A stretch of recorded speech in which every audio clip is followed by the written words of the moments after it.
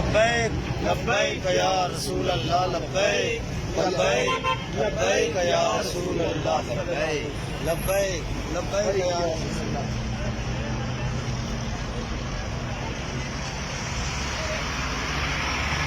ये हमने ट्रैफिक जो है वो रवा दवा कर दी है, दोनों साइड खोल दिए हमने। अगर हमारे साथ कोई मामला किया गया तो हम इंशाल्लाह थकने वाले नहीं हैं। लिहाजा हम अपने अमीर को लिए बगैर, अपने मुआजिर पर 100% अमल हुए बगैर हम यहाँ से नहीं जाएंगे। आप देख सकते हैं कि हमने ये ट्रैफिक ऑन कर दिया है, ट्रैफिक रवा दवा है, हमारी तरफ से कोई रुकावट नहीं है।